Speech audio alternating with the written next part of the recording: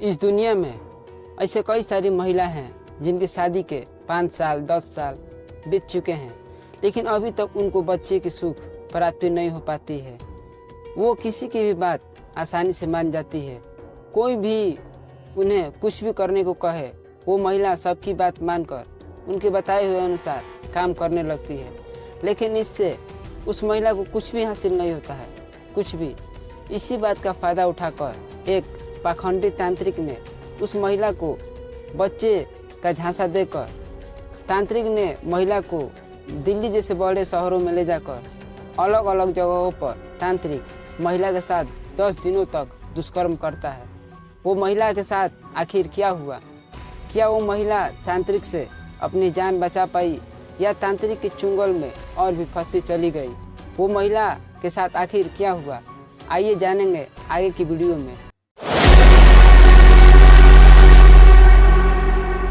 ग्वालियर शहर के थाटीपुर इलाके में एक पति पत्नी रहा करते थे। दोनों को शादी के तो 5 साल बीत चुके थे, लेकिन अभी तक उस महिला को बच्चे की सुख प्राप्ति नहीं हो पा रही थी। दोनों बच्चे की चाह में रोज एक मंदिर में पूजा करने जाते हैं। रोज की तरह पति पत्नी बच्चे की चाह में एक मंदिर में पूजा करने जाते हैं और अपना पूजा पाठ कर कर जब वापस लौट ही रहे थे तो महिला के भाभी मंदिर के पास में ही एक गांव था। उसी गांव में महिला की भाभी रहा करती है।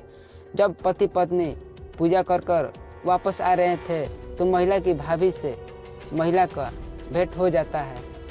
पति पत्नी अपनी भाभी से अपनी सारी समस्या बताती हैं। पति पत्नी के बात सुनकर उनकी भाभी बोलती है कि इसी गांव में एक शिलू त्रिपाठी नाम के तांत्रिक रहा करते हैं। वो सारी समस्या झाड़ फूंक से ठीक कर देते हैं। शायद तुम्हारी भी समस्या वहीं ठीक कर दें।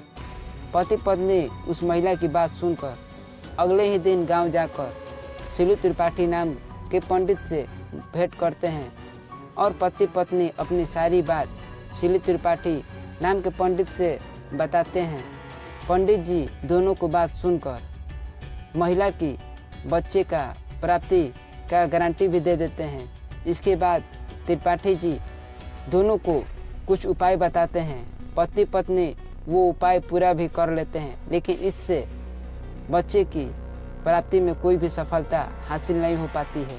इसके बाद शिलू त्रिपाठी तांत्रिक पति पत्नी से कहता है कि आपको अपना पुराने घर का त्याग करना होगा, क्योंकि आपके पुराने घर में एक बहुत बड़ी बाधा है जो कि बच्चे उत्पन्न करने में एक बहुत बड़ी समस्या खड़ी कर रही है, जिसका तोड़ मेरे पास भी नहीं है। इसीलिए आप दोनों को अपने पुराने घर का त्याग करना होगा और एक नए घर में रहना होगा, चाहे वो घर किराए का ही क्यों ना हो।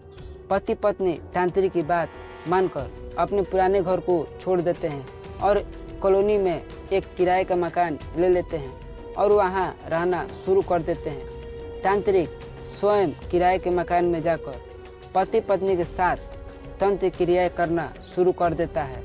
यह सिलसिला लगभग 1 महीनों तक चलता रहा और इससे कुछ नहीं हो पाया तो तांत्रिक महिला को बड़े संत से मिलवाने के बहाने दिल्ली जैसे बड़े शहर में ले जाता है और दिल्ली जैसे बड़े शहर में ले जाकर तांत्रिक महिला के साथ एक होटल में 3 दिनों तक दुष्कर्म करता है। इसके बाद तांत्रिक महिला को करौली राजस्थान में ले जाकर वहाँ भी एक होटल में तांत्रिक महिला के साथ कुछ दिनों तक दुष्कर्म करता है। यह सिलसिला लगभग 10 दिनों तक चलता रहा। इसी बीच महिला की पति थाने में जाकर अपनी पत्नी का गुमशुदा का रिपोर्ट दर्ज कराता है। तांत्रिक ने महिला को अलग अलग शहरों में ले जाकर 10 दिनों तक दुष्कर्म करता है, जिसके कारण महिला की हालत बहुत खराब हो जाती है। महिला जैसे तैसे कर तांत्रिक से अपना पीछा छुड़ा लेती है और वहां से भागकर घर आती है और अपने पति के साथ जाकर थाने में सारी घटनाक्रम बताती है।